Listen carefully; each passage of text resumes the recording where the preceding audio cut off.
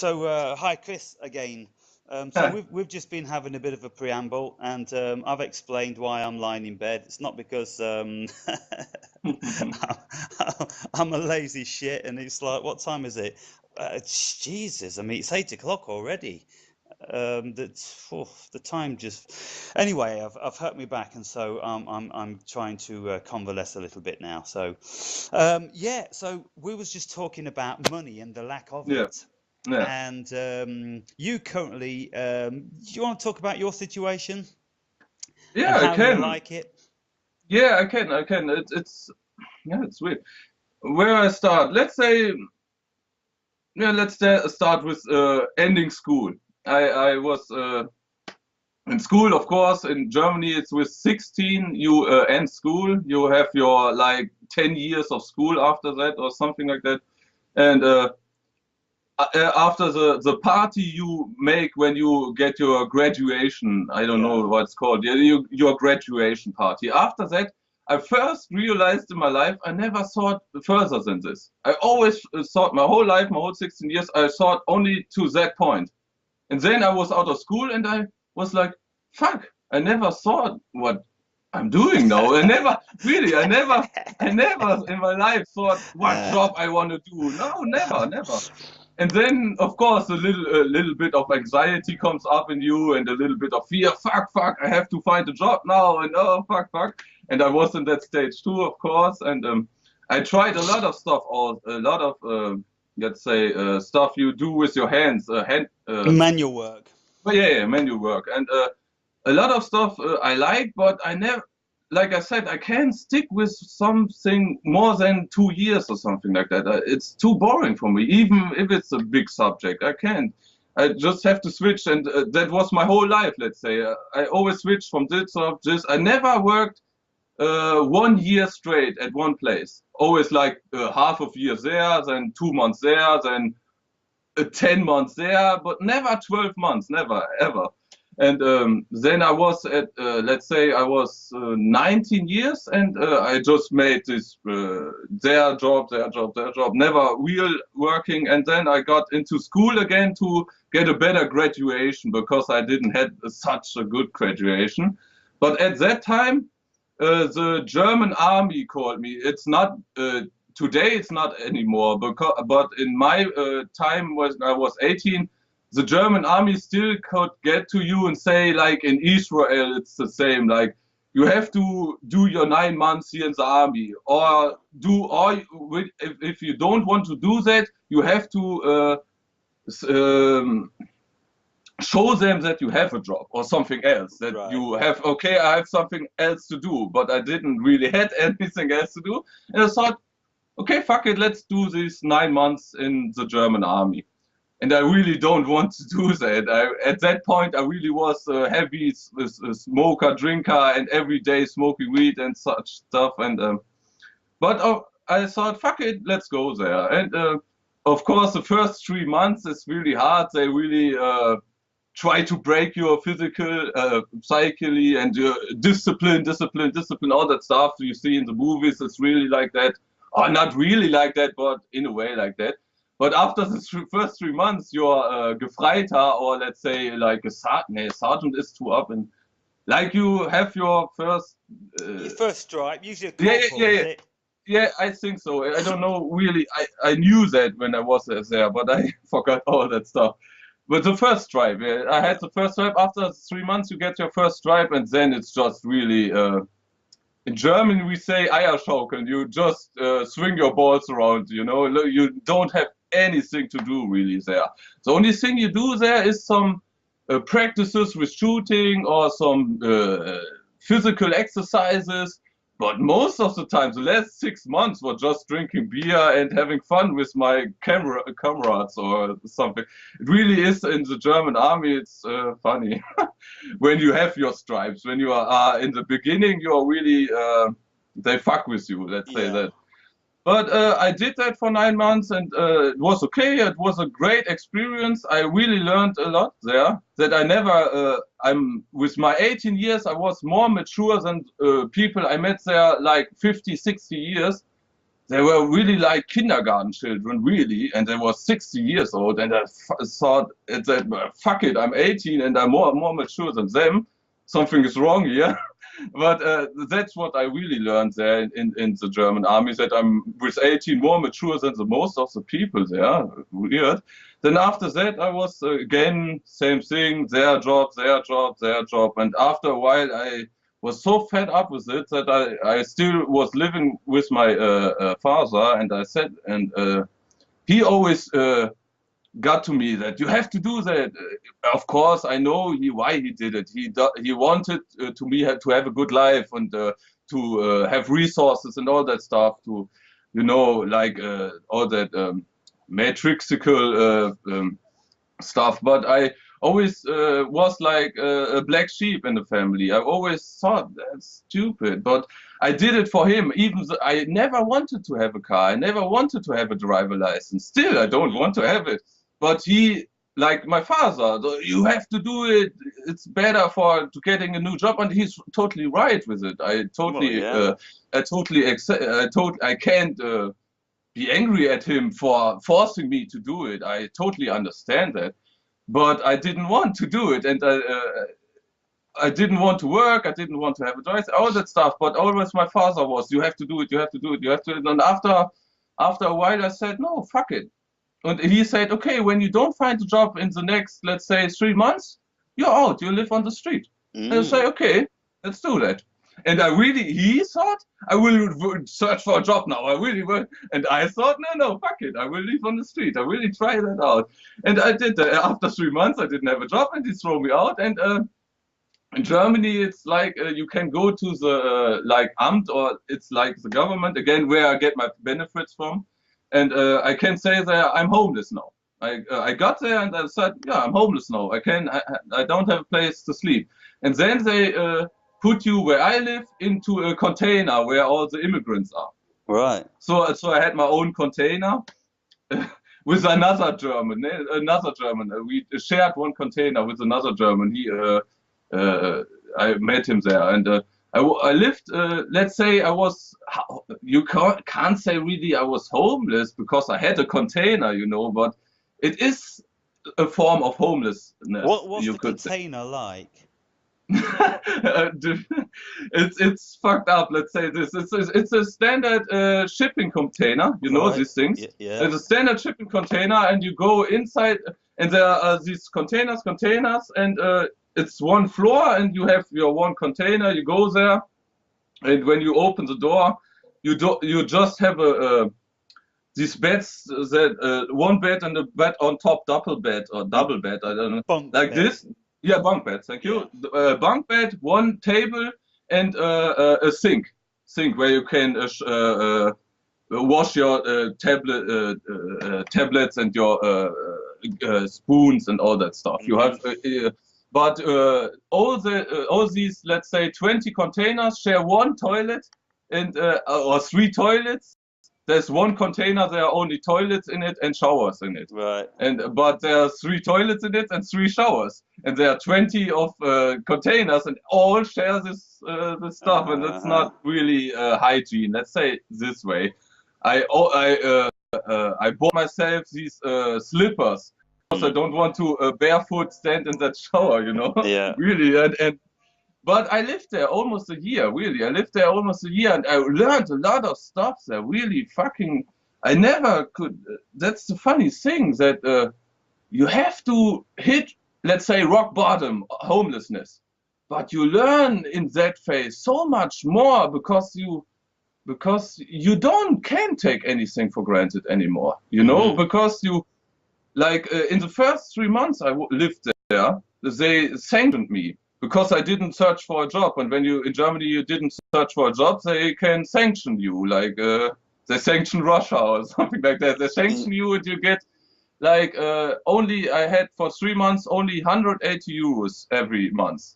And I had to buy my food, drinking, and I still was smoking cigarettes then. I had to buy my tobacco, I still had to buy my weed stuff, all that stuff with 180 euros.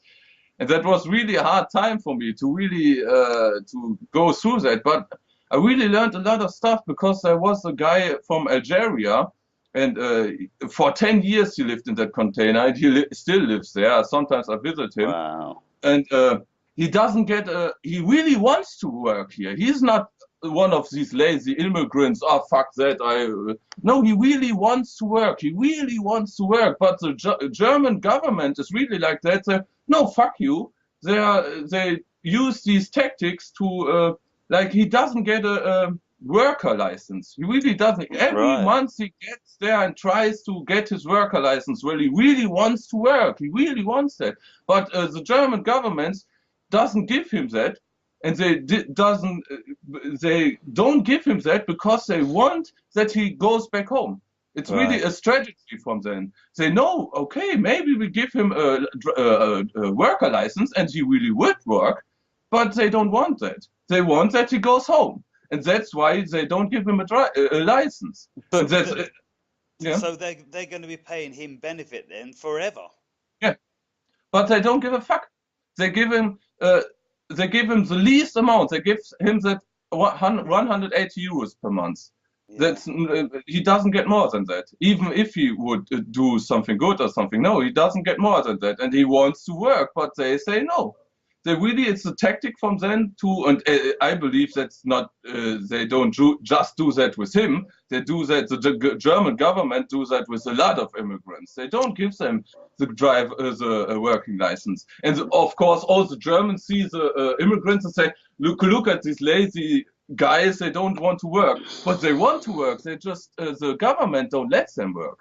It's really like that.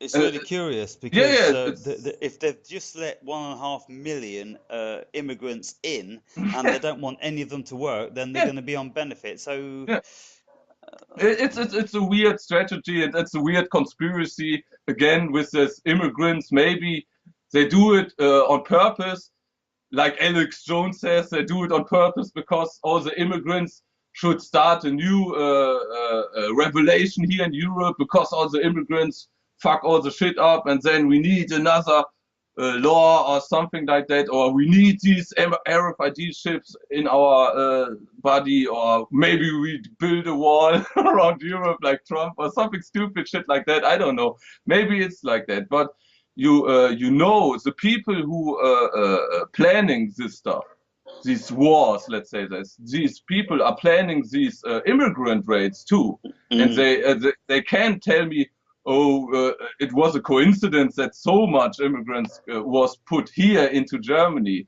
I really think that way because I see that in some of my friends. I don't give a fuck about any color or any nationality you have. I don't really give a fuck, but I have some friends, they really think that way. Oh, these immigrants now here in Germany, and now it's fucked up, and they take our jobs and all that stupid thinking of them. It's just preposterous for me. It's just funny to me. Of course, in Sweden there are these no-go zones because there are too much immigrants and they really do weird shit there. I watched some videos, but I think we can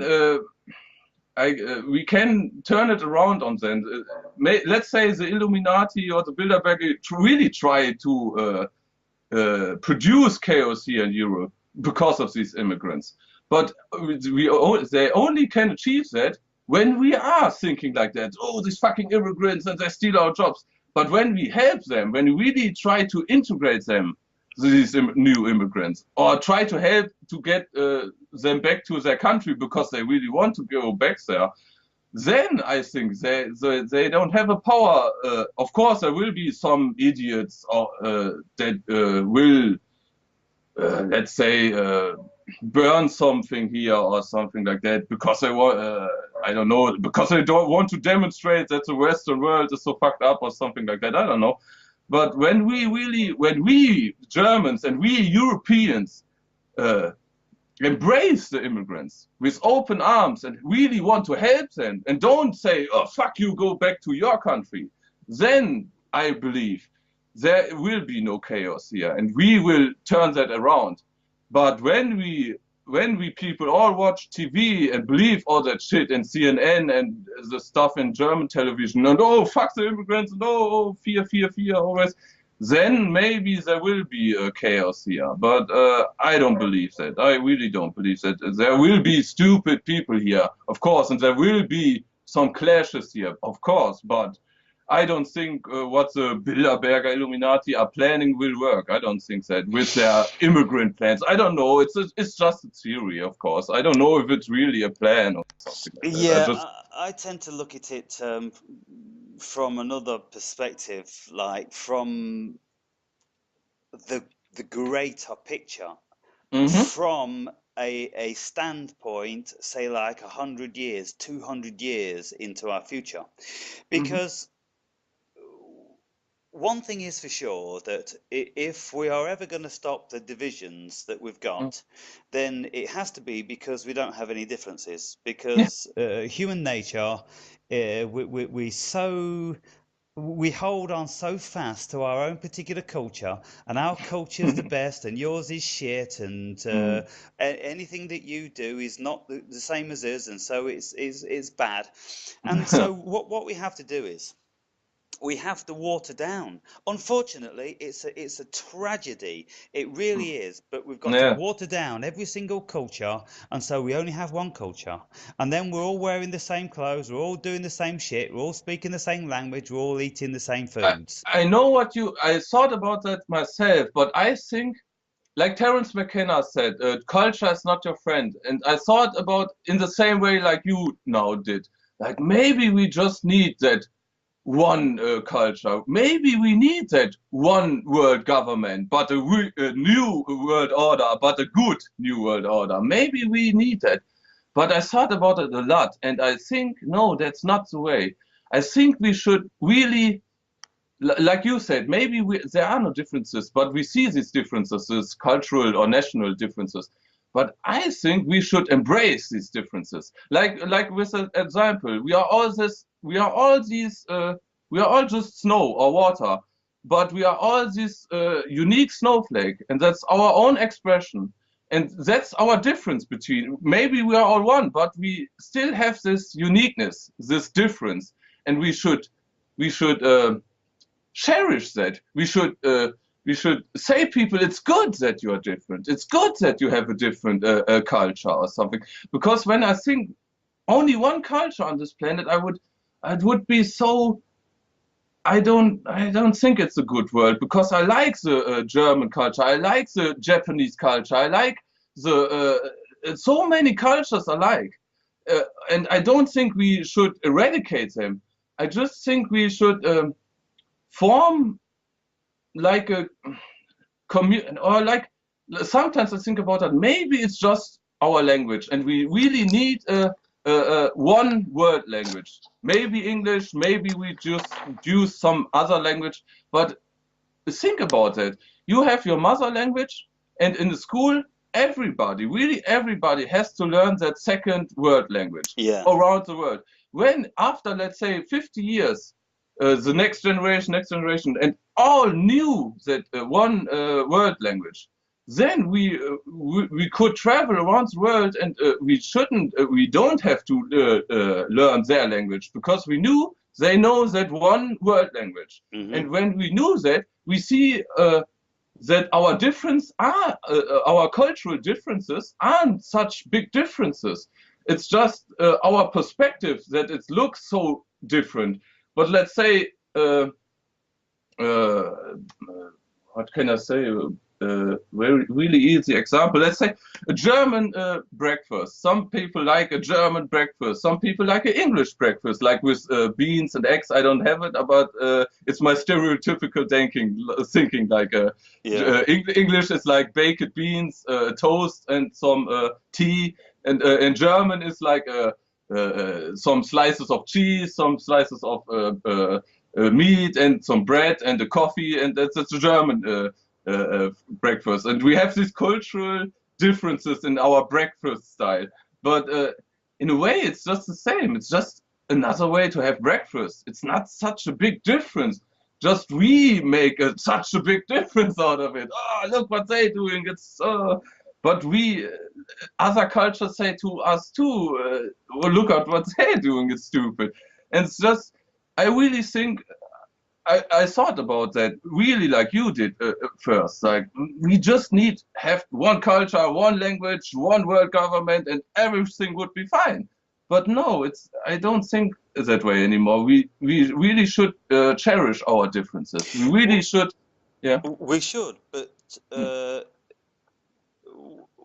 what we have to do is we have to look long and hard at the reasons why then we've got these cultural hates going on.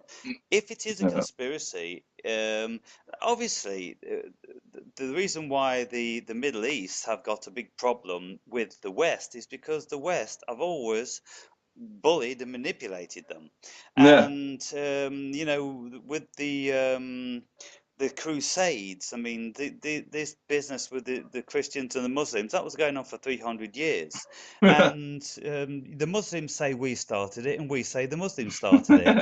And, you know, there's stories and some sort of information to back up both sides. But the Yeah. fact of Exactly. it is, we didn't get along Hmm. due to the religion. So I think that this new world order business, they want to Mhm. eradicate religions. Well, I think that to eradicate religion, or most of the religions wouldn't be a bad thing, Yeah. because particularly the ones that are very, very prominent, the ones that don't bother anybody, their ideology isn't, they're not trying to impose it on anybody, like Mhm. Jainism and like, Yeah.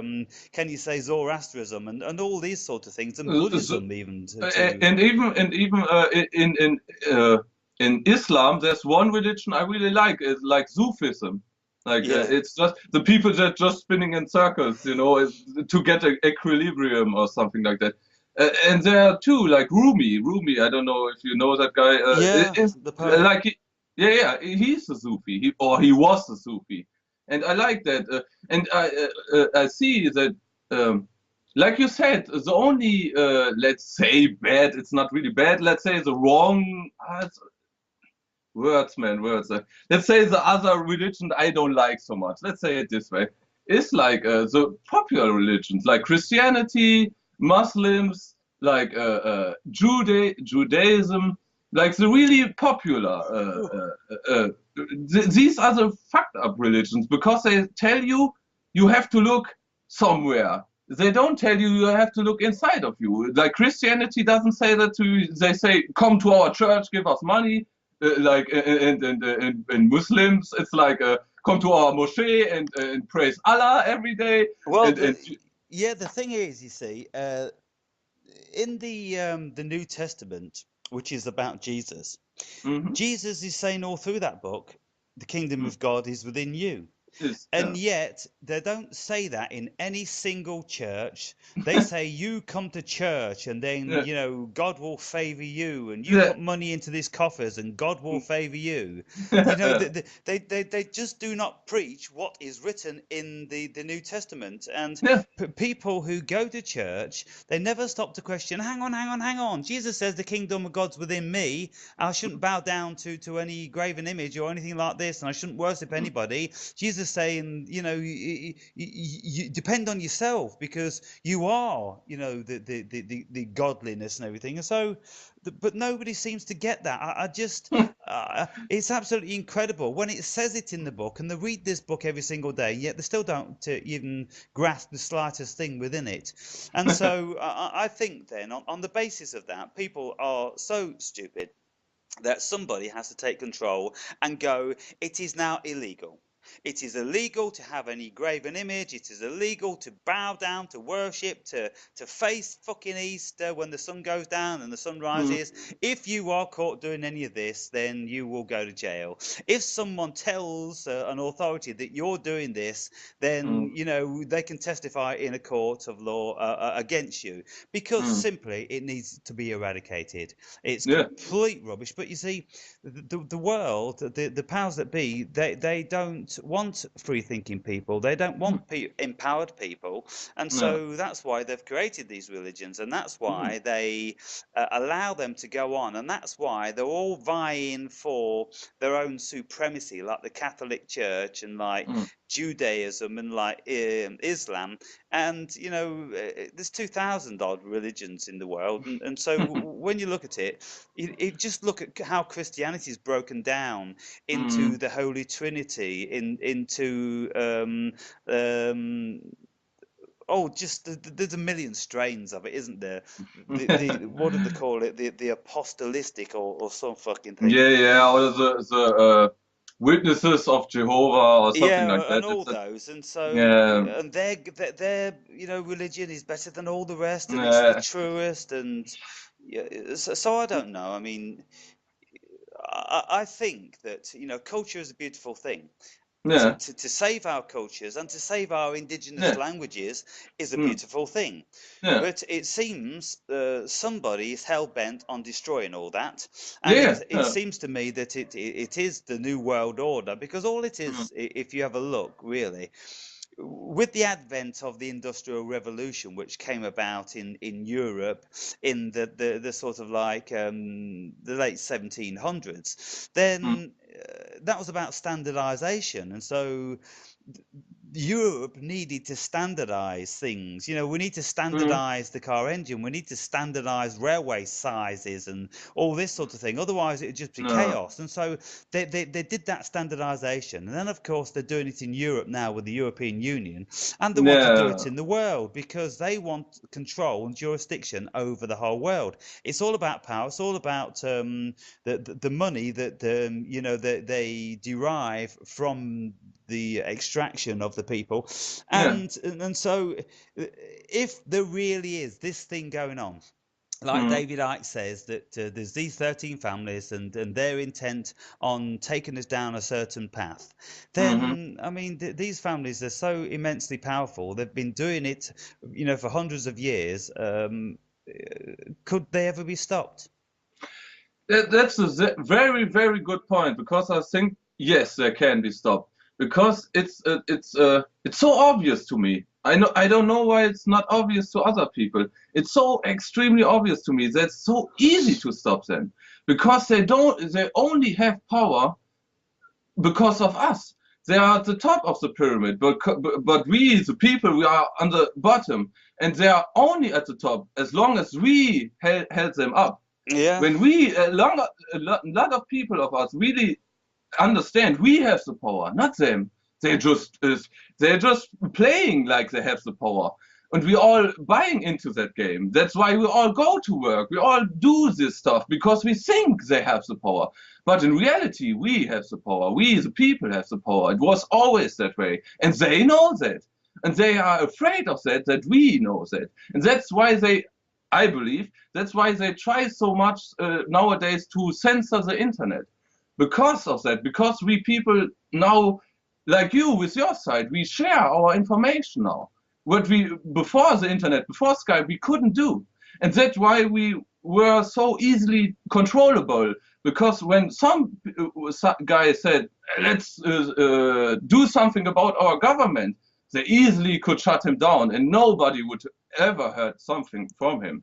But now with the internet, you can upload a video and now try to delete that video from the internet. It's almost impossible to delete a video from the internet. It's almost impossible. And they know that at the top. They know we have the power. They know that. But they don't want us to recognize that. That's why they do all these propaganda stuff, like in the TV and in the movies, that we are still in this fear thinking. Because when we are choosing love, when we are choosing compassion, when we are choosing that and helping each other, we see how much power we have. We see how much we can do. And when we see that, they are fucked. They know that they are fucked. And that's why I believe that. I don't know. But it's like that. I always get aggressive when people say to me, "Oh, just one person can change anything." And then I always get angry, like, "Oh, Gandhi didn't do anything, or Napoleon didn't do anything, or Hitler didn't do anything, okay, or Alexander the Great didn't do anything, okay." Because it's so stupid to think one person can change anything, because one person can change everything, I believe. Our history, when it's true, shows that Yeah. it was always one person who maybe a bad example with Napoleon or Hitler or Alexander the Great, but it was always one person who gets the others to join him and do something. And you see that one person can change the world.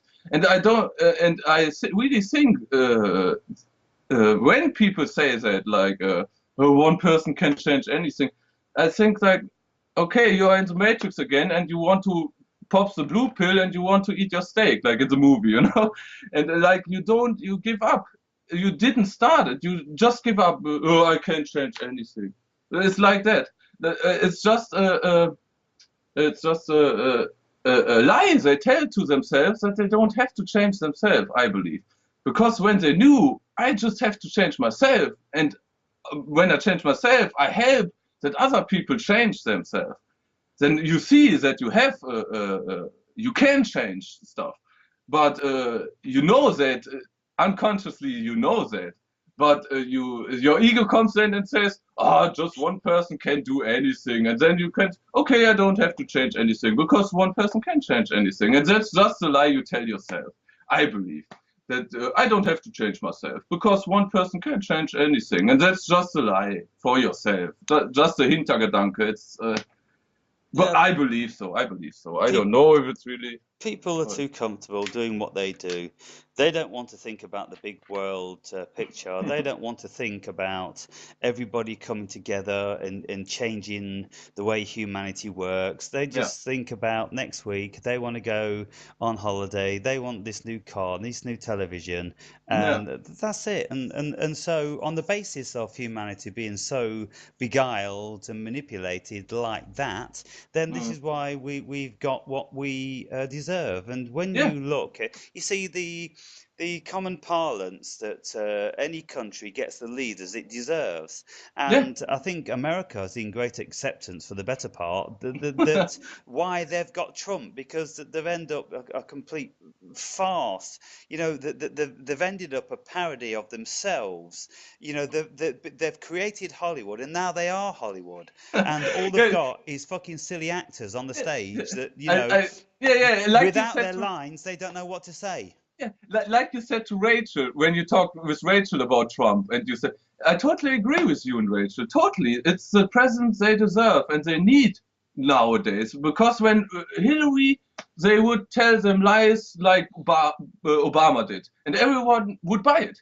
But Trump is like, he has such a big ego that he doesn't give a fuck. He says, I build a wall, fuck you, fuck the Mexicans, or whatever he said. I don't really watch that stuff, but I totally agree with you and Rachel there that they need that. Nowadays, they need Trump. They need a president like Trump because they wake up because of that.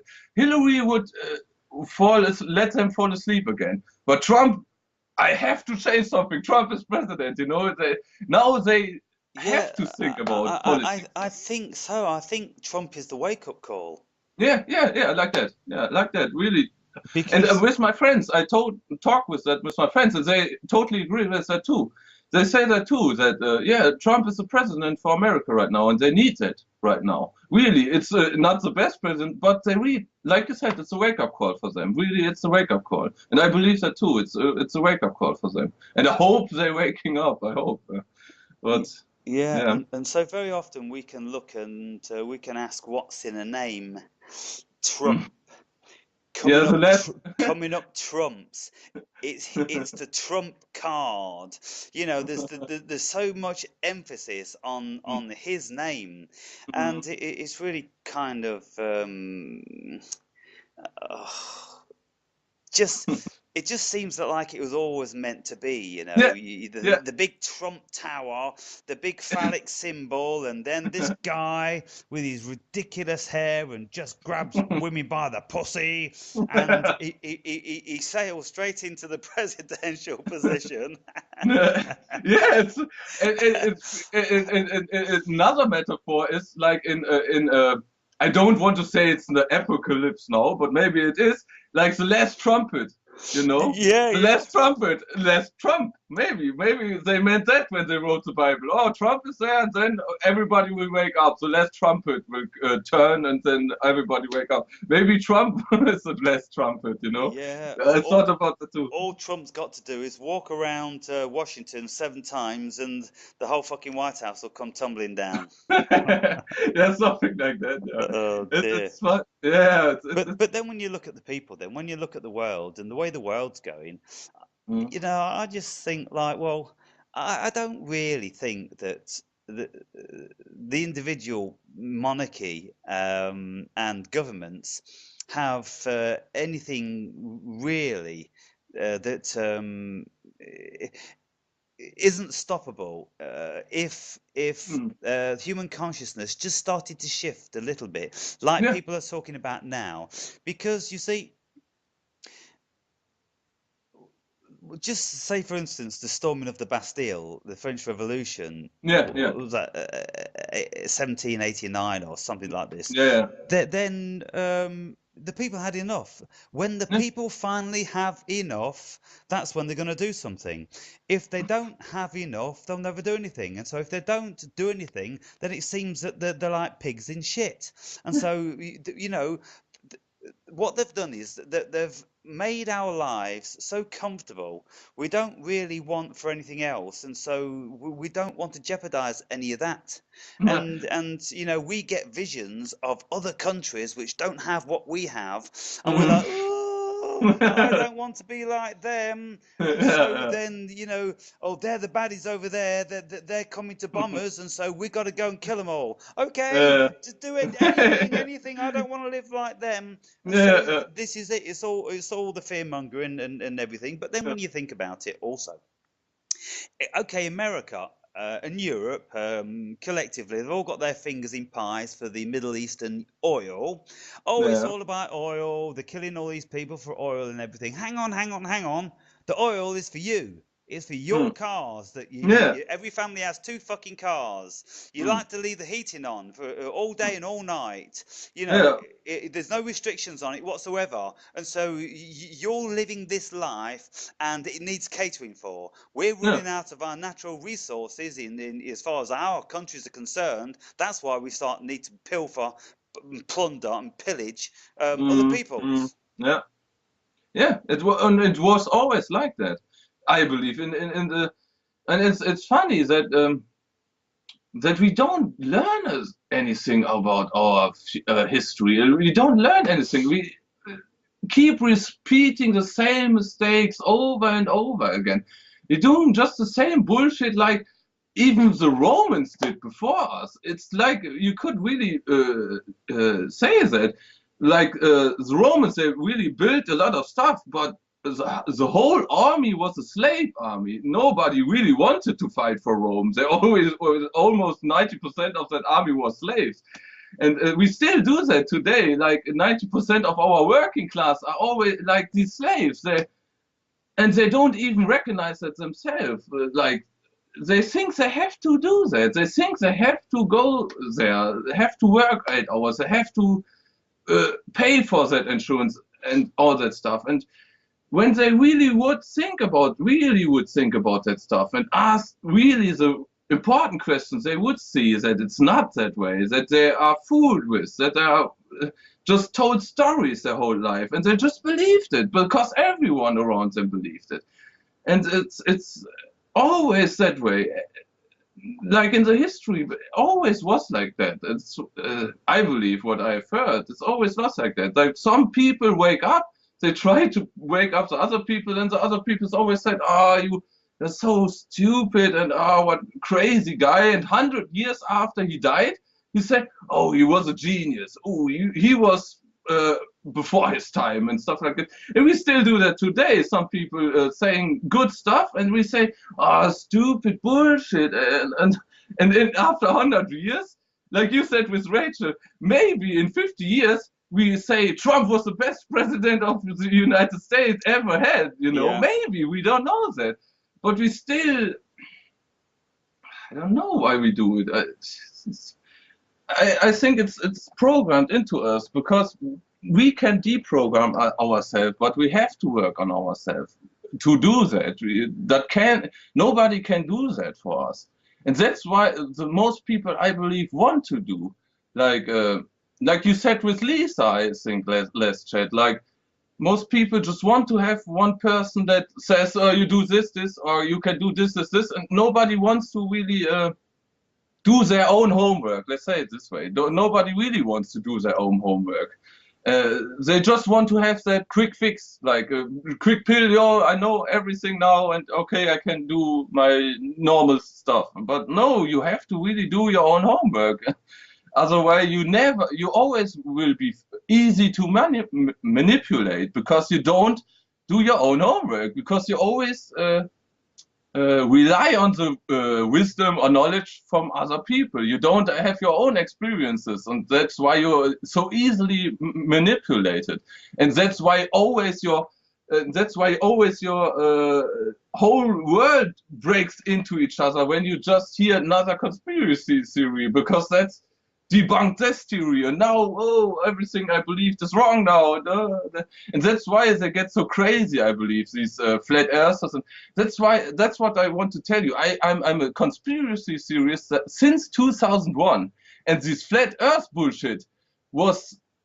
I first saw it in the internet in 2014. That's really a new bullshit. That isn't in 2001 and till 2010. You never found a fucking video about flat Earth. No, the whole fucking YouTube is full of it.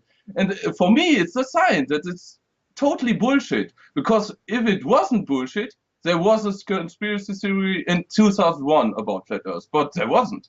It's totally new bullshit. I think 2014 or 2013 it started with this flat Earth stuff. Why not before that? Why now? It's so obvious to me, because I watched so many conspiracy theories that I knew that's a new conspiracy theory. Let's just have a look at what we've got then. We've got the so-called Anunnaki. You know that these aliens from another constellation came and messed with the DNA and made us all slaves. So we've got that one. We've got that the reptilians and shapeshifters are controlling all our leaders from behind the scenes because they feed on negative energy. I mean, you know, it's wild. And then we have the Mandela effect conspiracy. Then we've got the flat Earth conspiracy. Then we never went to the moon, and we never went to Mars, and 9/11, the 9/11, and on and on and on and on and on. And the thing is about all of this stuff is there is too much information, because if we never had this inundation of information, if one person couldn't start putting up a video, like the Mandela effect, it was one woman. She wrote a book about it, and you know, people start reading the book, and then they're banging up their videos about it. And so it is one person that changes the world. Like Hitler, he had an aversion to the Jews. He loved his country. He was passionate about his country, so he started talking about it. And the more he talked about the beautiful fatherland, and the reason why, you know, the Germany's going down the hill is because of the Jews, and everybody likes a scapegoat.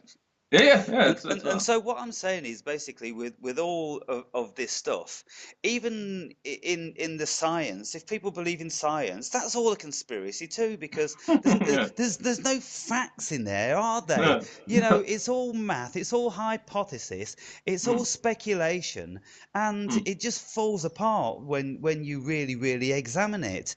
And if you look at any particular strain of science, then they don't agree with the next strain. And so it's kind of like, well, everybody, it is basically, the world is becoming like the Tower of Babel, whereby nobody can communicate with each other, because we have all got our own biases due to the path that we travel with the information that was absorbed, and it's making us all so like we can't communicate due to our disbelief. And that's why. They try to do that. I believe they always tried that. That let's say, I don't know, the Illuminati or something like that. They always tried that because they knew, like I said, we have the power, we people have the power. They had to divide us in a way. That's why you know that you mentioned it yourself, the Tower of Babel. I don't know if you read the Bible, so you know. I think you know that they created the languages there, and then the slaves couldn't talk to each other anymore. The slave races couldn't talk to each other anymore, and that's why they had these divisions under the slave races, and that's why they was easier to control. And I think they still do that today with all this dividing stuff, like this is good and this is bad, and you this is your culture and this and this. We divide everything, and because we divide everything, we say it's bad or good, and because we do that, we judge everything. We still are in that mindset that something is good or bad, and we still think that they are the bad ones, we are the good ones. But when you are honest to yourself, you know, in every war and every conflict, there are no good or bad ones. Both are the bad and good ones. Both have maybe good intentions why they fight. The ones want to really want to just protect the country, and the other really want to just, I don't know, something other good stuff. Let's say it this way. But after a while, one of the sides loses, and always the winner writes the history, and always the winner writes, yeah, we were the good ones, they were the bad ones. It's always like that, and you know, it's never was like that.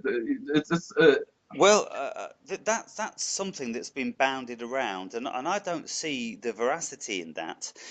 You mm, see, it's something that somebody once said, and you know, something like the victor always writes the history. Well, mhm, I mean, the victor would write the history for the victor's country. See, mm, like if well, for instance, let's have a look at the history of the Second World War. I mean, mhm. I'm pretty sure that Germany writes her own history, just like England will write her own, and just like America would write her own. Mm. Are we like naive to say now that all of the history books that are talking about the Second World War are being printed Mm. and written in England? Yeah. No, no, no, no, no, no. Of course not. Not that like. But I believe, I don't know if you know that, but we Germans, we are get bombarded after the Second World. We still today get bombarded with that stuff, like shaming us. Yeah. Still, nobody like you saw that in the VM soccer VM, like here in Germany in 2006 it was or something like that. I don't know anymore. But there was really a controversial because all the Germans were waving their German flags because hey, we are world champion in soccer, you know. Yeah. And really, there was on the German television, they really talked about that.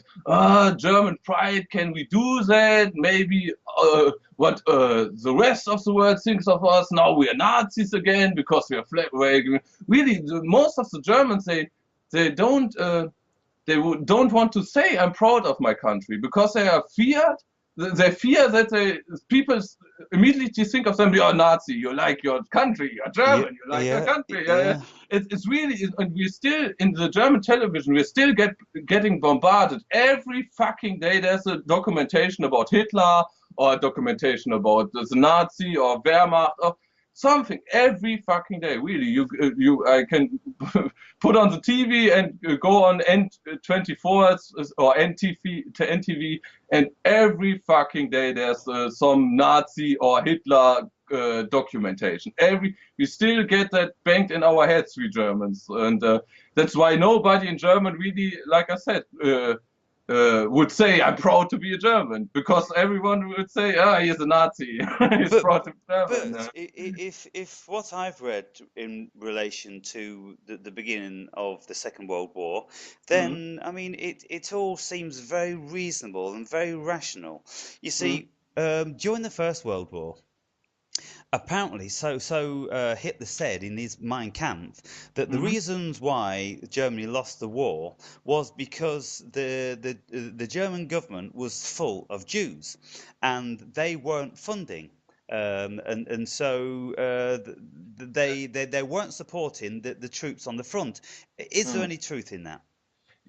I don't know, but I can say I a little bit of truth in that because you know that the richest families are Jewish families, and I don't have anything against Jews. I just have anything against Zionists, not Jews, but Zionists. I don't Yes. like Zionists, and these families are often Zionists, and they are like the Rothschilds, are funding wars. Always did that. They're always funding wars, both Yes. sides, And and so of course, yeah. this is something that we know now.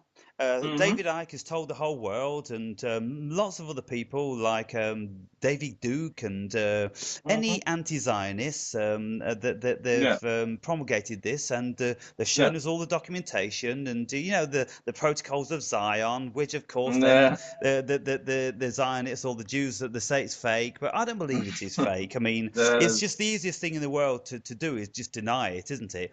And yeah, and yeah. and so eh, if that was the case, which I'm very sure it was, because it ties in with the whole rise of the Rothschild families around Hmm. Europe at that Hmm. particular time. They owned all the banks, Yeah, fucking 100 years prior, and yeah. so I don't doubt anything Hitler says about the Jewish people. Yeah. How they were all very very miserly. They're focused 100% on money, and they would Hmm. never spend it outside of their own people. And so they were like parasites coming into a nation, growing fatter, and bleeding Hmm. off the country. This is why every single country on the planet has expelled the Jew for parasitical reasons, because that Yeah, is fucking what they are. the, And so yeah. okay, the modern Jew is a different variety because they're all assimilated, but it's the Zionists now that continue that theme. Yeah. And so I think then there was great resentment with the German people for having lost the war when they felt that they could have won it if they Hmm. had the support. Hitler told Hmm. them about this, and they thought, "Fuck it!" And so we want then to get our strength back, and we know now who it is. And Yeah. so that was a very good reason why the Jews became the scapegoat, because they were, Yeah. one of the very main reasons. Hmm. And so then when you've got Hitler coming to power and the invasion of Czechoslovakia, well, this is because Czechoslovakia stole land from Germany. Hmm. I don't know how many years before, but it stole a part of Germany, and so Germany wanted it back. With Hmm. Poland, the Polish people were persecuting the Germans which lived in a certain region in Poland. Yeah. The Yeah. German government kept telling, if you fuck with our people, we're going to fucking send the tanks in. They never Hmm. listened, and so Hmm. therefore Hitler sent the tanks in. I think all Yeah. these things are perfectly reasonable, Hmm. Chris. And Yeah. so then Hitler just started to expand a little bit more. And okay, Yeah. so it started off good. It started off on a reasonable premise, and Hmm. then it got carried away. Yeah. With the escalation of the what can you say, the self-aggrandizement that Hitler became, Yeah. and the power people around them, they loved that power. And you see, I look at all the propaganda films, and I look at the beautiful Hitler Youth, and I look at the Hmm. phenomenal stuff that Germany did, the buildings that they did in such a short period of time, all over Europe, the amount of expertise and um, what can we say? Organization, the Hmm. Hmm. organization down to every, absolutely second to none. You know, the Yeah. German machinery, Wurfbrunn technique, it was second to none. And so Yeah. I've got great admiration for the German people, and I had great admiration for the Nazis because I believe that lots of their policies were good. And you see, Mm. what Hitler did, Hitler gave the German people a future. He gave them their pride back. He gave them a sense of value. He gave them something to work for. He gave them health. He gave them many things. Striving for perfection within a nation. I don't think there's anything wrong with that at all. Getting No, rid of no. all the fucking the bad facets of society. I think Mhm. lots of societies can get rid of the bad facets of them and be better for it, you know. But we've all No. become so liberal these days, and so what it's like is it's like if you don't get rid of the bad apple Mhm. from the barrel, then the whole It, fucking barrel goes yeah, bad. rots. Yeah, it's like that. It's let's say I I don't know if you can switch on the light. For me, I don't care, but I don't know if it's for the viewer. You are very Oh dark yeah, now. I can't even get out of the bed. Uh, I don't have a problem with it. But the reviewer doesn't have a problem with it. I don't care. Yeah, I just wanted to mention you for the viewer. I don't know, yeah, but well, in view of how I speak about the Nazis, mhm. it probably wouldn't be advisable for me to put it up. Um, Okay, okay. When you do, it's just I know what you mean with it. Some people will understand it wrong, of course, totally. Some people, when you talk about that and they say all they did was wrong, and I say it too. No, too. That's wrong. Of course, like you said, they had Hitler had good ideas. Let's say that he wanted to make the people healthier and more proud of their country and all that culture and all that stuff. That's a good thing. But of course, he did it with the wrong forces. Let's say this was you can't like we said you can't force people to change. That doesn't work. Even with guns, you can't force people to change. And let's say there's another conspiracy theory about that old stuff. I don't know if you looked into it with the SS stuff and SR stuff with Himmler and Ahnenerbe. I don't know what it's called in English. And they did that with the Black Sun. There's a spot. It still exists today in Germany. I don't know, Heidelberg or something like that. There's a castle, and in that castle there's a big room, and in that big room, all the SS officers and SR officers married in that room. When you married, you get in that room. And on that room, on the floor, is a big black sun. I don't know if you know that the black sun. You know the black. It's like a black spot, but like swastika arms has that black sun. It's a black sun. It's a old occult symbol. It's yeah, very old black sun symbol. It's a stupid shit like the Jews do with and the Muslims do. They pray to that black cube. yeah, That's a Saturn worship. yeah, Satan, Saturn, whatever. But there's another theory that Hitler had contact with aliens and even with Pleiadians. And Pleiadians are all these big, blue-eyed, blonde-haired creatures. And that's why Hitler wanted to apparently create this Aryan super race with these big, blue-eyed, blonde people, because he was so inspired by the aliens he met, apparently. And about the Hornebu, the German UFO they built. They really built that stuff, but they never used it because we lost the war before we could use that thing. But there are a lot of blueprints and stuff and videos about that stuff, and we anti-gravitational forces and stuff. We really can build that stuff. That's why I sometimes think when I see videos about UFOs, I don't think that are UFOs, that are just government black op operations. That we have this technology even before the Second World War. We had this technology, or apparently the aliens helped Hitler and the Nazis, and that's why they had such a great technological advantage before the British and the Americans and the French and all the others.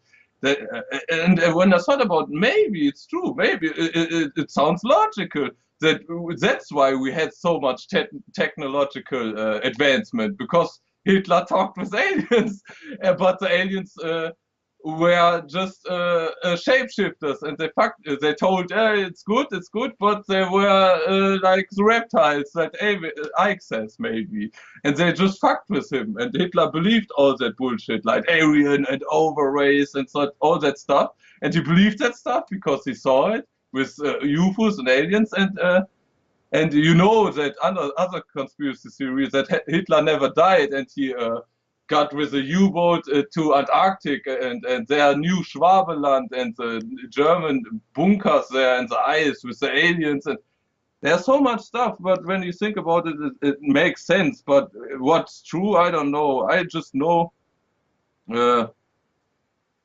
say it this way, war never does anything good, never. And never will do. Never. You can't force people to change. You can't do that. You can only do that like we do,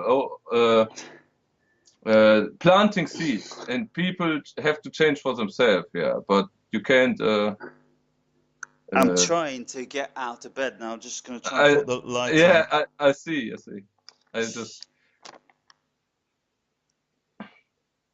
Yeah, but that's what's it's a weird topic. It's a really hard topic to discuss, because a lot of people don't want to talk about it. Yeah, it's proper bad. Did it happen to when you woke up, or when did it happen? I felt it weak this morning when I was having a workout. When I was doing this variety of sit-up, for the stomach, and I felt my back having problems with it then, but I continued because I thought it was okay. Yeah, sit-up, I did it too. I heard a lot of sit-up. It's not so good for your back and even for your stomach muscles. It shouldn't, apparently. I'm not a fitness guy, but I heard that sit-ups aren't so good. What I've heard.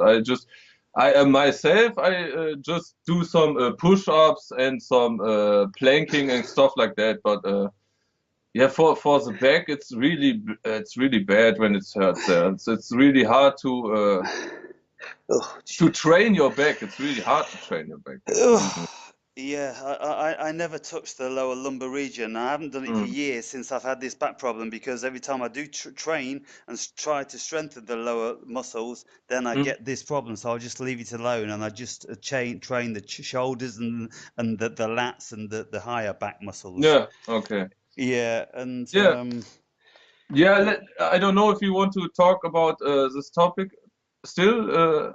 Yeah. Okay. Yeah, but that's my opinion. I don't know. I think everybody who tries to do it with force does it wrong. It isn't we Germans or Napoleon did it wrong, or Alexander did it wrong. We all did it wrong, because it doesn't work like that. I believe it never will work like that. Or even if you could build a world empire, really succeed in that, this empire wouldn't last 1,000 years like Hitler thought. This would last maybe 50 years, maybe. And after that, everything would fall in each other again. You can't hold it. Like Alexander the Great, he had a big chunk of the world. But after he died, everything was just, again, everyone for his own. These empires you try to build never will work, never. We have to come together and in a compassionate way and try to communicate with each other. Then it could work, when we build these councils or something like that. But to force that onto people, that will never work. And even if it works, that is it's something for 50 years, and after that it will crumble again. Like Roman Empire, you could take so many examples out of the past. It never worked. It never worked, and it will not work. We have to do it ourselves. The people have to really wake up, and then it works. But until then, it doesn't. You can't force that onto people. It doesn't No, work. I think that consciousness is far more intelligent than we will ever come to grasp. Mm. And because we are consciousness itself, and there is 7.5 billion of us, then the consciousness in its entirety has a trajectory. It has a momentum Yeah. of where it's going to be going. Mhm. And it may appear that there's certain people pulling the strings, but these strings, they're pathetic and they're small compared to the power of the consciousness of 7.5 billion people. Yeah. And so I just look at it now, and people are putting too much emphasis on Trump and Putin Yeah. and anybody else, and a little fracas in Syria and a little fracas in Iraq. It's all so minuscule in Yeah. the greater picture of where consciousness is going, and if humanity indeed is even going to be there when it makes manifest into something else, because I simply think that humanity is just a stepping stone for consciousness, because Yeah. once consciousness is built a self-replicating thinking machine that doesn't have bodies and doesn't have emotions, then why would it want to waste its time with us? Unless, of course, it it kind of like thrives on the variety of the living creature. Yeah, that's what I believe. Life wants to have variety. Life likes that, variety. That we are so different. That everything is so different, but in a way we are still in a symbiosis. In a way, we still like what we breathe out, the trees breathe in, and we breathe in what the trees breathe out. It's like when you don't realize it, you take it for granted, but we are really connected with everything. And when you see that you know that's maybe the wrong word, but there's a plan behind it, almost like The design. better word for it, a design behind it. And that design just wants to express itself, nothing more, nothing less, not good or bad. No, that is just expressing. And I believe really that it's that way. Just our human consciousness can comprehend it. So really, that's why we have these sometimes in these psychedelics experience when you smoke DMT or have a really profound psychedelic experience that you come back and for a short time you say, I know everything now. I know, and you forget it, of course, after a while. But I think it's like we can't memorize it. Our human consciousness is not made for it to remember it. We are capable of understanding it, yeah, but we can. It's like words fail.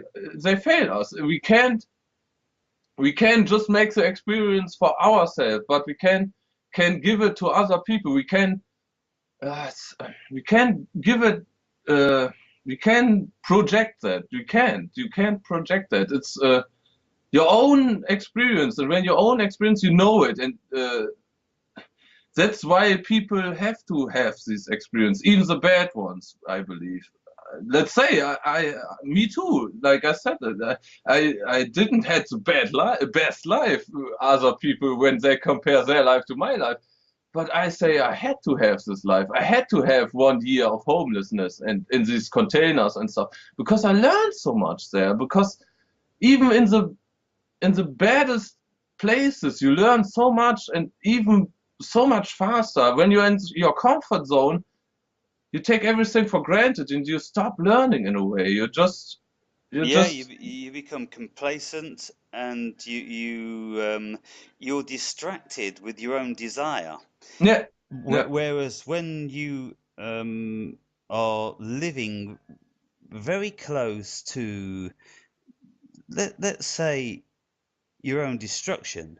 Mm, If you're living with a very small amount of food and you're living in conditions which you're thinking about all the time because you're cold all the time, yeah. and then when maybe it's hot, you're too hot, living in a freaking container, Mm. and every time you go and take a shower, you're worrying about the diseases Yeah, and things that, and so that all this stuff is making you think all the time. yeah. Whereas when we've got it good, we're not thinking about the present time. We're always projecting about, oh, I want to do this, I want to do Mhm. that, and Yeah. yeah, and so, I mean, like you say, I think that as individuals, we all do it our own way, Mm. and our own way isn't significant in its single form. Our Mm. own Yeah. way is only significant in its collective form. Yeah. And so this is why then you see just things like, for instance, like I mentioned, the French Revolution. Mm. When people in their collective form start thinking the same, Yeah. that's when they make a change. Yeah. If they think individually all the time, then there'll be no change because Yeah. everybody will be pulling at each other, Yeah. and Yeah. Yeah. there'll be no momentum. Yeah. And so I think now then, with the advent of the internet, that there's going to be a fantastic shift in consciousness, because it's just that facility to begin to know the world, to begin to know yourself, to begin to think that we know everything. Mm. But even though when we are privy to this information, like you and I, we've done all this study. Mm. I mean, I don't know about you, Chris, but at this moment in time now, Mm. all this study has just told me that there's nothing to know. Yeah, yeah, yeah. It's totally, totally. It's I had that in 2008, the end of 2015. Like I said, like I said, in 2014 that happened to me, and the whole year 2014, the whole year of 2015, and even in the beginning of 2016, I did nothing else. I just sat here and watched YouTube videos and conspiracy and spiritual stuff and meditation. No, try to learn. But in the beginning of 2016, it really dawned on me that that searching out there doesn't bring me anything, or not anything, but I don't want to. I don't get there where I want to go. Like I have to search that in myself. I have to find the answers in myself, not in the internet, not Yeah, out there. And I really realized that in the beginning of 2016. That's why I still watch a lot of YouTube videos and I still do a lot of research, but not all the time anymore, because I know I have to search that in myself more than out there. I have to yeah. search it in me. Yeah, and I think I that think yeah. I think what I've done is I still watch because this is what we do now. This Mm, is our addiction. mm. It's something that we find very entertaining to us, Yeah, yeah, and so we're always going to do it. But I don't look at it anything like I used to when I was starting out.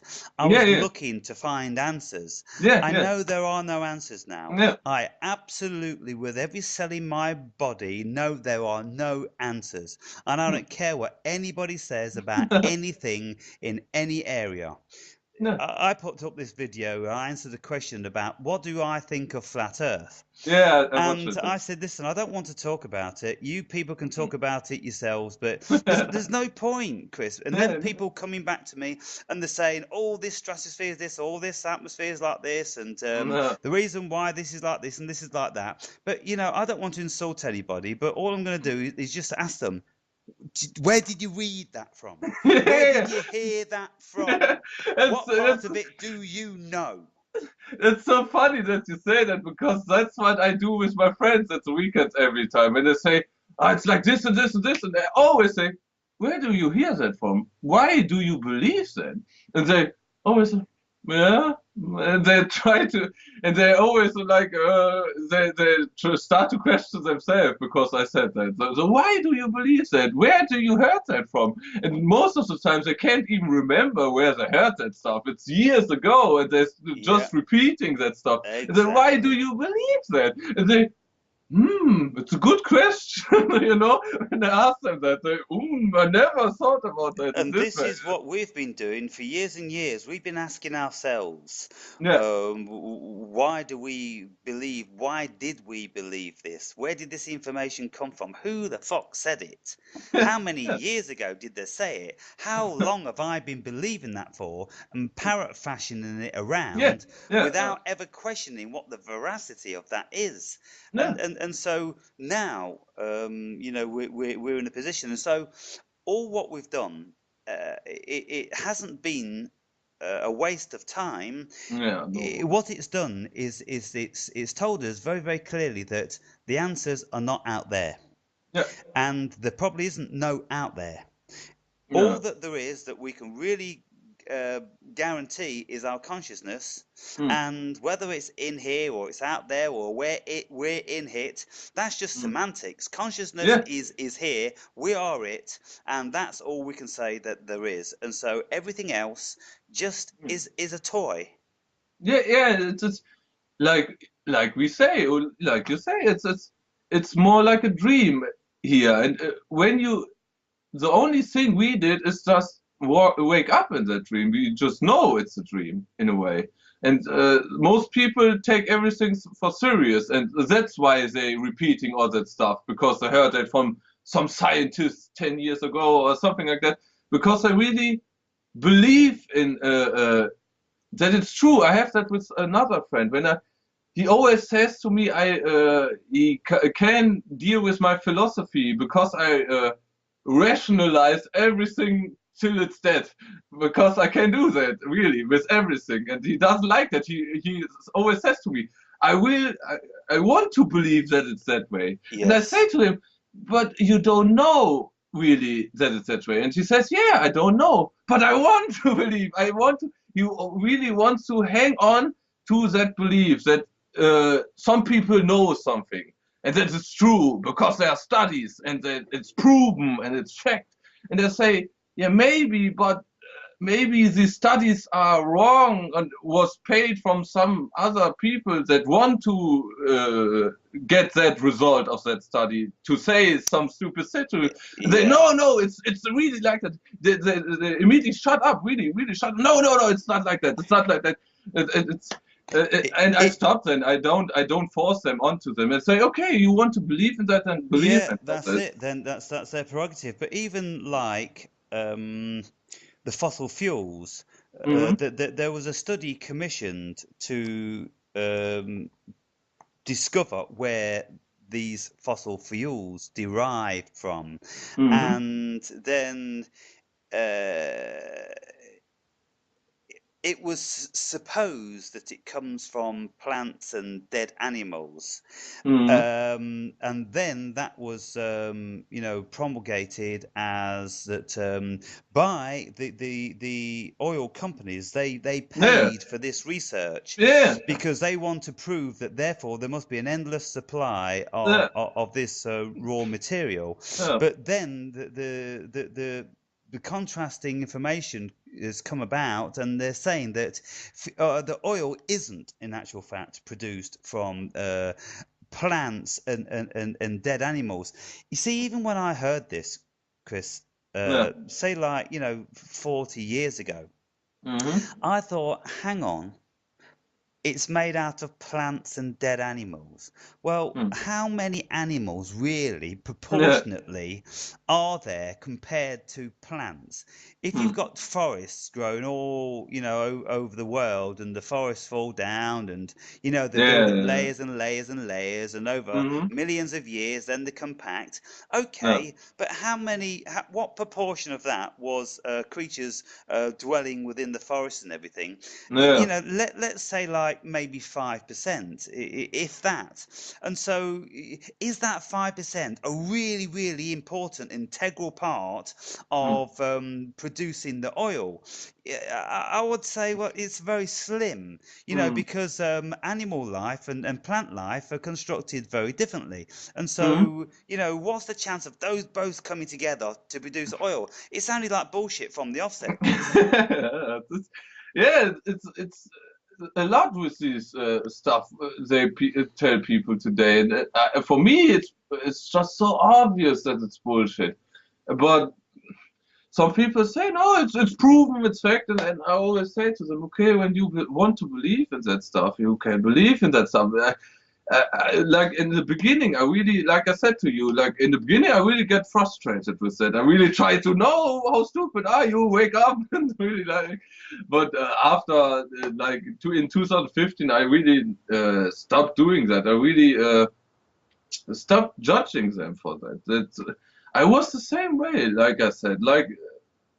Let's say in 2012 or 2011, like I was the same way. Maybe like I said, I knew some conspiracy theories and stuff like that, but I still did the same stuff everyone around me was doing, and I didn't really question myself why I was doing stuff. And so I really had to have this one experience to really, that gave me such a kick in the ass, that experience, that I can say to myself that this year is real, like when you walked around like for months, really thinking like in a dream. And that remembers me another story that I wanted to tell you. And I was when I was in the German army, like I was 18 or 19. That after the 3 months torturing you, they prove you. There's one day you stand up like 4 o'clock in the morning, and the whole day till 2 o'clock the next day, you do everything you learned in these 3 months. Right. You reading cards, you shooting, you all the stuff. They test you on everything they told you. And that day, I don't. Do you know déjà vu? But not. For me, there are parts in déjà vu. Normal déjà vu for me is, oh, I think I know that stuff. Somewhere I saw that. That's a easy déjà vu. Yeah. But a really hardcore déjà vu for me is when I see something and I know I dreamt of it. I know I'm here right now, and I know this is my dream right now, and I try to do something else. But because I try to do something else, I do exactly the thing I did in the dream. And then the déjà vu stops, and then, oh fuck, I dreamed of that. And that's always, my whole life, I thought about that. Can you dream about the future? Why can I do that? Why do I have sometimes these déjà vus? And I know I dreamt of that. I totally, in that moment, I know I dreamt of that. But in that second I realized that, it leaves me, and okay, I don't remember anymore about the déjà vu. But you normally have one déjà vu in, let's say, 3 months, 4 months, one déjà vu of that kind. Yeah, and on that day they tested me. I stopped counting after 17 or 19 of these déjà vus, really fucked up stuff. The whole day, just first déjà vu. Okay, I dreamt of this. Okay, I know this stuff. Half hours later, I dreamt of that stuff. Okay, 2 déjà vus at one day. Okay, and then reader 10 minutes later, another déjà vu, and that I counted them, and 3, 4. After 17, I stopped counting. I don't know how much I had on this day. Let's say 30 of these déjà vus, and let's say after 12 o'clock we did most of the stuff. Or let's say after the 15th déjà vu, I really didn't know anymore, is this a dream or not? I really didn't know anymore. Really, it was so fucking strange. And I just made all the things they wanted, tested me and all that stuff. But I never in my life wanted so badly to go to sleep, because I didn't know anything more what is real and what is not. I really, after the day, it really was after 12 o'clock, and the last thing we had to do was cleaning our guns. and after that we was finished, we could finally go sleep. But I wanted so badly to go to sleep because I was in that mindset that I really didn't know anything anymore. Is this real? Is this real? I don't know. Is this real? Because every time the deja vu happened, and I know I dreamt of it, and then it goes away. Okay, it is real, and then the deja vu happened. And, But okay, let me sort of put this one to you. yeah, Deja vu is when you kind of relive what you think you've lived before. yeah, And so in the army, for the first 3 months, you are regimented in every single thing you do. You mm, put your clothes on your bed in the exact same space. To come round with a measure and to do yeah, all this, yeah, and with everything you use and the guns and mm, everything, it's yeah, exactly meticulous and in the same way. And you are tested and tested and tested. So hmm, doesn't that stand to reason that of course you're going to get deja vu about yeah, that because you're yeah. doing this stuff? It is Mm. like every single day Yeah, you've yeah, lived it yeah, before. yeah. That's what I thought about.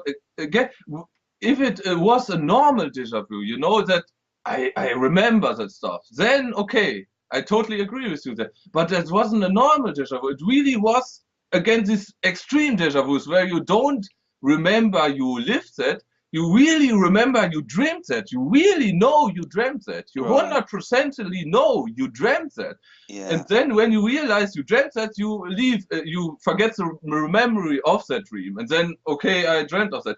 And you know you have only that one a month. But when you have that 30 times a day, you don't I don't know, really didn't know anymore after the half of the day. Is this real? Is this a dream? I don't know. I really don't know. And after really, I wanted to go to sleep.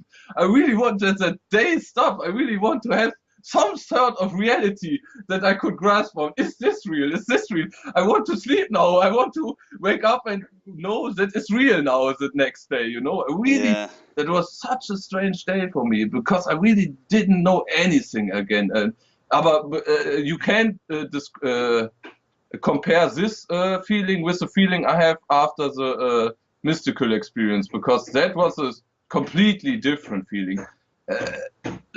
Similar in that way that I didn't know if I was in a dream or not, but way, way more comfortable. I really was extremely content with it after the mystical. But that one day, man, that was fucking almost like hell for me because really, when you don't know what is real anymore, but you have to live through that the rest of the day, and you don't know if it's real or not. It's so fucking strange, man. You don't know.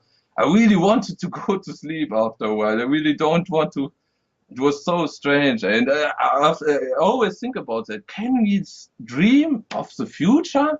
Was it destiny? I don't know. Why my mind could do that? Why I dreamt about all that stuff, but couldn't remember it. And then on the day, it happened all the time, all the whole day. I stopped counting after 17. I don't know how often I had it. Maybe 50 times a day. I don't know, but I stopped counting after 17. And did it only happen on that day? Yeah, only that day. That's why it's weird. It's because that was the day you get tested, you know, that's the last day after the 3 months. And when you uh, made that day, you get your first striper. Yeah. But yeah, it was that. And maybe you're right. Maybe it was just that monotonous again and again and again. And just my mind made it that I thought I dreamt about it. But it was too strange, really, too strange that experience that day. I never will forget this day because of that, because it was such a strange experience to not know what is real anymore, to really not know what is real anymore. Yeah, I think there's so many particular instances where our minds can be compromised like this if we step outside of the everyday things that we do. Yeah, If Well, for instance, if we take psychedelics, then Mm. you're questioning Yeah. if you have a bout of nitrogen narcosis when you are scuba diving, if you have a bout of altitude sickness when you're climbing a mountain, Yeah. if you become absolutely terrified in an instant, Mm. then you will discover something very, very new about how your mind thinks in Yeah. that particular arena. And Hmm. so there's a whole multitude of these human facets of thinking which will throw us outside of the norm, and we'll Mm. question what Yeah. part of it is real, which What is is yeah, real. yeah, yeah, what is real, really? And I didn't know nothing. That's why I really wanted to go to sleep, to have any kind of reality when I wake up the next day. To because on that day I couldn't have anything of reality, and nothing made was real for me. Nothing, really, nothing was real for me. And that was is a fucking strange feeling. Really, it's a like maybe I can compare that with your high psilocybin doses, where you think you walked 8 hours to the village and you didn't know where you were and you thought you were in a dream. Maybe in a way like that feeling. I Yeah. don't know. I didn't had your experience, but maybe it was like in a way like that experience. I really was scared in a way because I didn't know what is real anymore, and you have to live in that reality, but you don't know if it's really real or not, but you have to live in it, and it's so perplexing. It's so, and that day never left me that day. It was so strange, really, really strange. But again, that mystical experience was even more stranger because it holded on for a whole month, not just one day, a whole month. And that was again, I don't know, like maybe you're right, it was destiny. Maybe I just triggered myself with that meditation, and I don't know, but I just know now, and I'm grateful for that I'm had these experiences, even the bad ones, because I know I'm the person right now that I am because I had this experience. I would be the same Matrix guy as the other people around me when I didn't had these experiences, Yes. and that's yeah. But you see, they're perfectly happy being what they are. Yeah, me too, me too. And so if you never had these experiences, then you'd probably be saying, Yeah, "Oh, I'm glad I had these experiences, which are, yeah, completely yeah, different." yeah, And totally. so I think what we can take from that then is, as long as we have a good sense of well-being, Mm, and we are reasonably content with where we've arrived at, then we mm, can say, "Oh, I'm glad about all these experiences." If mm, you are in a dark place in your mind and your health is bad, then I'm pretty sure that you'll be saying, "Oh, I don't think, if I never experienced that, maybe I wouldn't be like this now, and if I never mm, experienced mm, that." And mm, so there's all these variables that come mhm. into play, aren't there? Yeah. And I think that if you are healthy and if you are sane of mind, then you shouldn't really have anything to be grumbly or Yeah. discontented about. Yeah, that's what I think you and I mean with just gratitude, not taking everything for granted. When you really not taking everything for granted, and uh, even I'm every day when I walk through that forest, every day I'm grateful for it. Every Yeah. day, I love to see these green leaves, and I don't know. Some people just walk through there and walk with their dog through there as fast as they can and don't look anywhere. Just walk with the dog. Oh, come on, dog, do your shit. I want to go home. And Yeah. I see that, and I walk so slowly to that forest, and like you said, it's really like that. When you go, I walk through the village, but as soon as I take one step inside the forest, it's like you leaving one dimension and getting to another, a whole different world in that forest. And sometimes I don't want to leave that forest, but I have to. Yeah. It's It's yeah, it's crazy like now, even to the extent that the little parks that I've got in this region, yeah. when I'm cycling and I go through these little parks every single day, Mm-hmm. and when I'm coming down, Well, it's kind of like at 7:30 I go down to take a coffee and I sit in the sun and I have a coffee outside on the pavement, Yeah. and then I'm contemplating my day and I'm feeling the sun, and then all of a sudden I've had enough and I Mm. know that it's time for me to go down to the park, and when I'm going down towards the park it's like I'm going to meet a friend.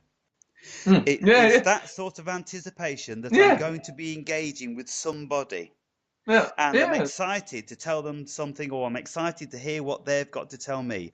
I get up to the park and I'm on the road and I look at the park mm. and I feel a certain intrepidation Mm. about stepping into the park, because I know as soon as I step into that park, I Mm. step into another dimension. Yeah, yeah. And It's all of really, a sudden, I become a part of it, and there's just something there that yeah, just makes me stare, just makes me sedated, yeah, yeah. just makes me absolutely content. Yeah, it's like you said, you get so much more empathical to it. You feel really, you feel really like you are part of it in a way. Yeah, You don't distinguish between you are, that's me and that's the tree in a way. It's you are the tree and the tree is you. That's what I sometimes feel when I meditate in the forest. It's like sometimes I meditate, and I really, it's funny to me. Sometimes I even can meditate in the rain. I tried that, no problem, and even in snow. That's funny.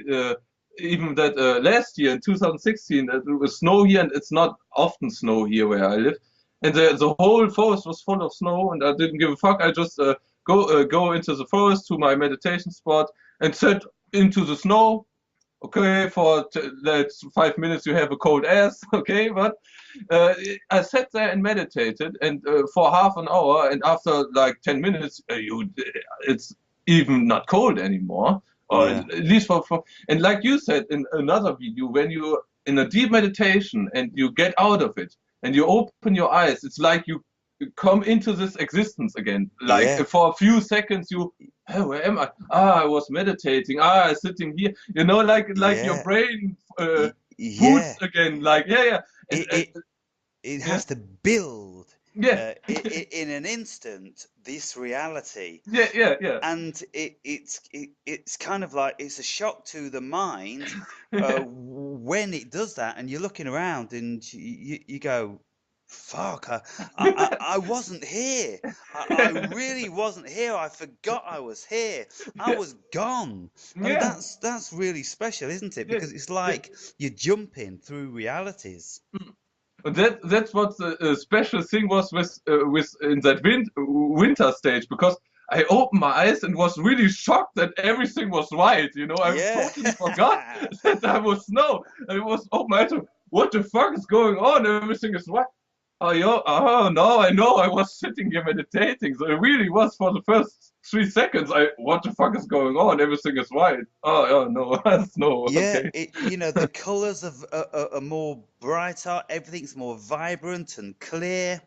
Yeah. And yeah, just things like that. It's a remarkable experience, isn't it? Oh, totally, Because totally. you see the world for a few seconds, Mm. like something else. Yeah, so like you never saw it before in that way. Even and then your brain has to really. For me, it takes 2 or 3 seconds. Like, oh, okay, and then I know again. But the first 2 or 3 seconds is like, where am I? Who am I? Oh, okay, I know. And that's another good thing with some of the yoga. I don't do yoga so much anymore, but some of the yoga stances I did, I don't know why it had that effect on me, but I did some stances, and when I stand up, make my body straight again, all the blood was shooting outside of my head again because I was leaning forward, and Hmm. then the blood shoots out. And when I did that too fast, it was like oh, what's the English word for it? Like when you have something with your metabolism. Yeah, Metabolism is maybe the wrong word. Like the circulation. circulation of your blood. And when you have some problems with it, you get a little bit dizzy and almost get unconscious. Yeah. And I had that because I got too fast up. I got too fast up, and then the blood goes out of my head, and then I have these circulation problems. I don't know if it's a problem, but I totally forget for 10 seconds who I am and where I am. Really, I stand in my in my room, and I did that movement, and I stand there and I, who the fuck am I? Where the fuck am I? And then after 10 seconds, this is my room. I'm Chris Boston. No, I know again. Yeah, and you so know, some like, people can sort of they'll convey this or misconstrue it as an out-of-body experience, and some people do have out-of-body experience. But I've experienced the exact same thing that you're talking about, and what I have done on many occasions is that I meditate whilst I am weight training, and when I am training my legs and I'm doing squats. yeah. And I'm squatting on what's called a Smith machine. So you don't have a free bar, so you can't fall over. Yeah, It's got the poles going down the side. I was I know the thing. I was in the gym when I was in the army too. I know these. Okay. And so then what I do is I go down and I breathe out everything, and then when I'm coming up, I breathe in everything and I hold it for like 30 seconds, and then I breathe out everything, and then I keep coming back up, and I'm doing this until your head.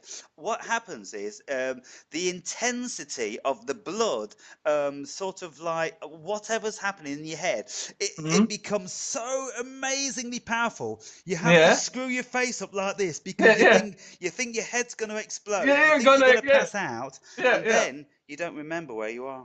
Your explanation was better. It's really like that.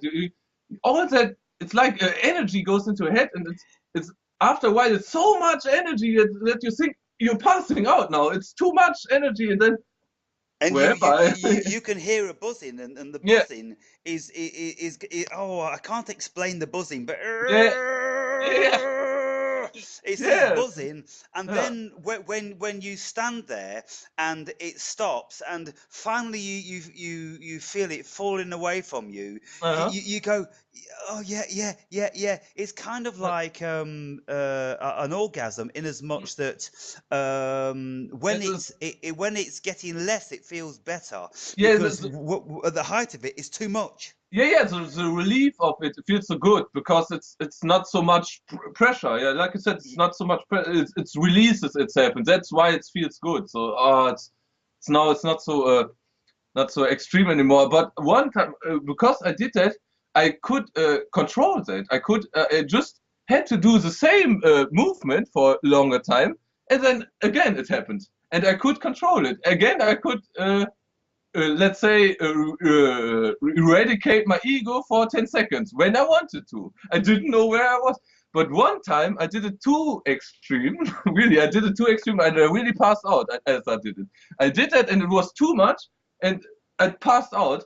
And I don't know if I can show you. I have a cupboard here with glass panels in it. Right. And because I passed out, I fall with my backhead into the glass panel. And I didn't know. I just woke up on the floor like this. I passed out, and on my head was this glass. And okay, fuck. And that's why I don't do it anymore, because you can do it too much, and then you really pass out.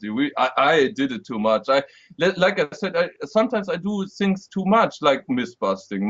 Sometimes I really do it too much. Even with the sun gazing, I did 2016. I did it. You only can do it in the morning or in the evening, in the late when the sun rises, not before that. And I did one time I did it just for 10 seconds. I just in the middle of the day, I looked into the sun and said, hey, it doesn't hurt. Because my eyes, I don't know, got used to it because of that much sun gas. And I did it in the 10 seconds. I was like, oh, no problem. I could stare at the sun in the middle of the day. But because I did that, you know, when you look into a lamp, you have that little spot. Yeah.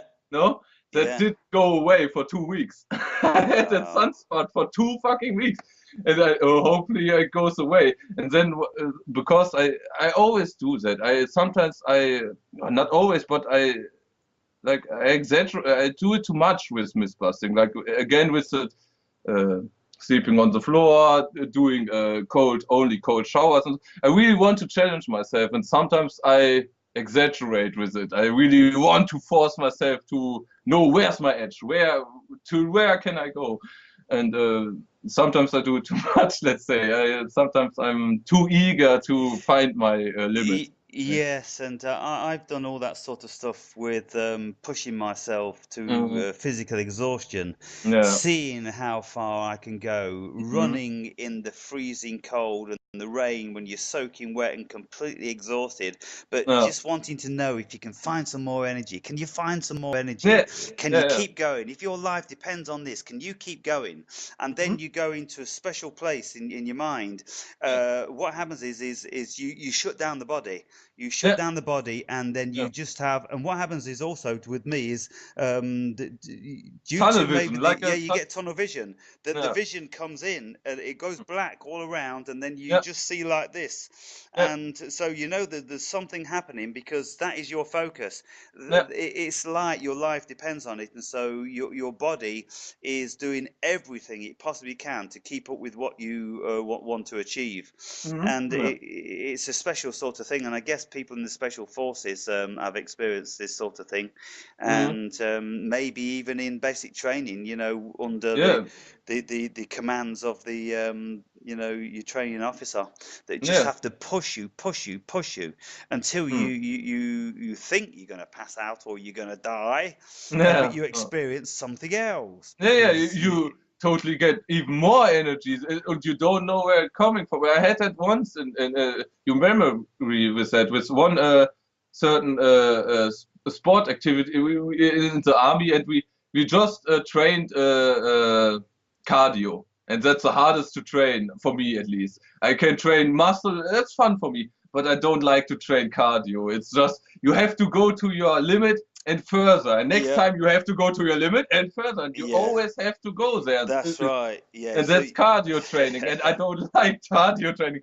but we did cardio training.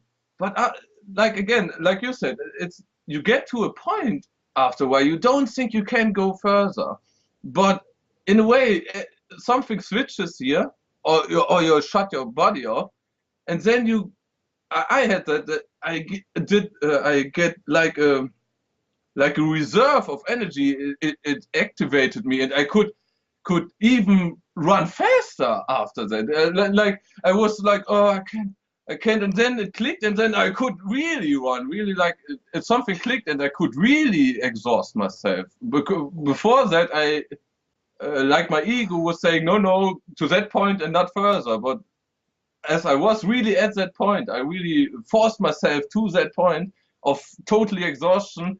He said, okay, now you can have the reserve energy or something like that. It really was like that. And then I could really run. It just straight to me. I never, It's amazing how much you can call upon, and the strength in your body and the strength in the mind. And this is why then you get women supposedly lifting up cars to get their babies out from underneath them. Anything's possible with the human mind, how it can, you know, derive this immense power and strength from the mind and body. Weird. I don't know. Like we said, like Wim Hof, this guy, like where I have that with this cold showering for a month. This Wim Hof guy, like he does it all with his mind. He just swims under ice, goes to the Mount Everest in shorts with his mind. He just controls his mind, not and his mind controls his body. It's we just have to take ownership of our mind. Let's say that, and when we really take that, we can control almost everything in our body consciously, not unconsciously. We can really control. That's right, and there's more and more people talking about that every day these days. I'm going to have to wrap this up now. We're on 156 minutes, but we did 15 minutes before. I can't move. My back is rigid. It's gone all tight like this. I've got to get up. I've got to go to the toilet, and then I'm just going to come back and go to sleep. Just lie down completely flat and hope it just goes away in the morning. Yeah, Yeah, Oh like I said, man. the best thing I could say to you is a warm shower, but you don't have a warm Yeah, shower don't there. have that facility, and Yeah, so the sleep is the next best option. Just try and yeah. rest it that way. And then, So yeah, once again, a brilliant and diverse conversation. yeah, I always enjoy it. I always and like I really enjoyed the last two talks you had with Rachel and Lisa. I really enjoyed these two. Really, it was really funny for me. I really laughed at some, like you said, for sometimes in front of the mirror. Yeah, I fucking look awesome. Like Yeah, I, those I conversa know. Yeah, yeah, those conversations. I mean, those two women, I have a great chemistry with, yeah, yeah. obviously, Totally. and so we're drawing the best out of each other, and I feel Yeah. very different speaking to those women, as if there's something evolving within me, you know. Mm, And so it's this feminine touch that they're reaching me on a psychological level that I can't get from men, or I won't. yeah.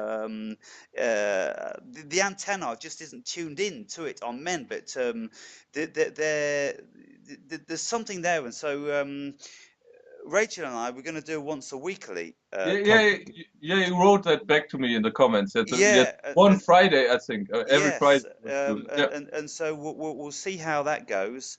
And Mm, I'm appealing to more women to come forward. And another one of my long-term viewers, she's going to mm. come forward, who I haven't Yeah. spoken to for a good 6 months. And so really looking forward to that. And they're popular because it's not Yeah. just guys talk. Yeah. It's not just hardcore philosophy. Yeah. There's a lot of humanism in Yeah. these talks, and And a so lot of it's yeah it's let's say they're feeding your in Carl Jung terms they're feeding your anima.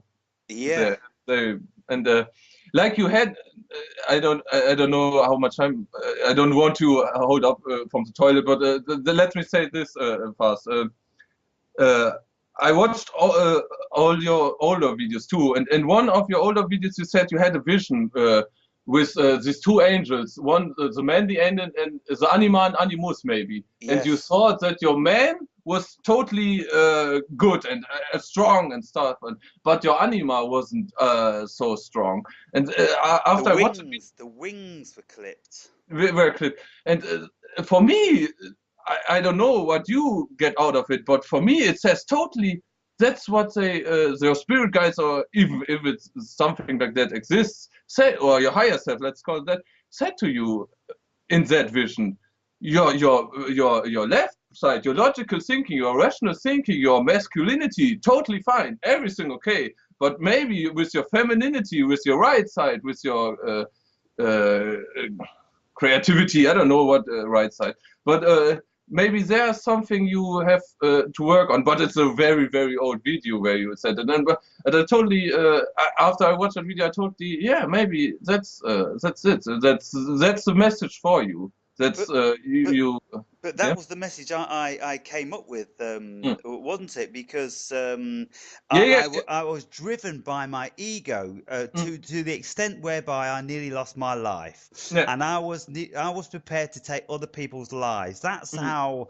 I was 100% in the left-hand yeah brain, yeah and so that dream, honestly, from that moment forward, Chris, yeah whatever angels are, whatever spirit guides are.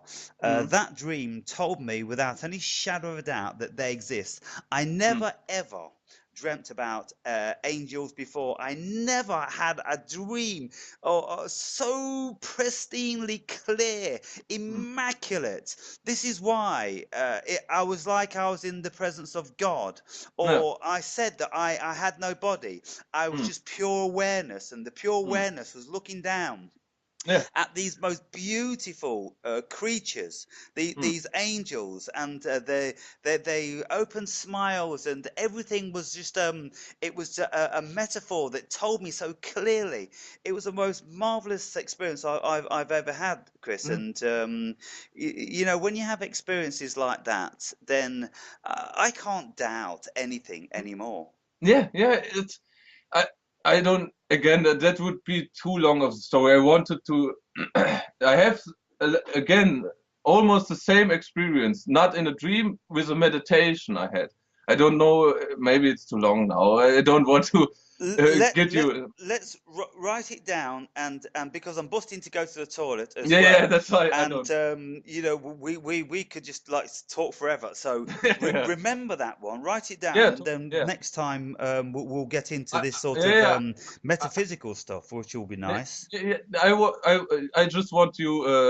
I will tell you the story of I really had a vision in that meditation, and it's too much to tell now. I will next time we talk. I will tell you that, and like I compare that vision with your vision. Really, like you Right. had that vision, and I had my vision in meditation, and it's really like a wake up call for me in the other way. For you, that wake up call, I had a wake up call in the other way, but it's too much to tell now. Well, Let's yeah, do it I'll in. look forward to that one, and then Yeah, maybe I can retell my stories again because many people they wouldn't have seen that old video, and yeah, we can talk about these deep metaphysical experiences that yeah, we have, and like your sort of experience that just made you see a certain something. I saw a certain something, and so yeah, when you have these experiences, you just move into a different dimension of your yeah, personal growth, yeah, and you know. You put yourself into a higher category or different category, which most other human beings don't experience. They yeah, don't experience these deep metaphysical, life-changing, yeah. thought-changing experience. And you know, it's a difficult area to talk about this because people get thinking, oh, you think you're better than anybody else. It's not that you're better. You just Yeah, go no, into another arena where no, people don't know what the fuck you're talking about. yeah, And that is it, simply. And so people have to accept those sort of facts. yeah.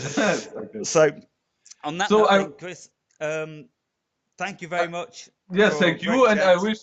wish you all the best. I hope your back is tomorrow the best as it ever was. I hope so. Yeah, I don't think that's very likely, but maybe in a week it's going to be. Yeah, I wish you all the best, and I again, I don't know if it's the English word for it. I press my thumbs for you. Ich drück dir die Daumen. I don't know. It's a German saying to. I hope Oh, everything. we say cross the Yeah, yeah, fingers. yeah, yeah. Yeah, like that. Yeah, it's like that. I cross the fingers for you that everything Yeah. is good. All right, that's cool, man. Yeah, and for the rest of the week, I will be online. So when you want to talk, just message me, and Yeah, I will be online. Okay. fantastic. All right, have a good night. Yeah, you too. Talk soon. Bye. Yeah, bye. Ciao.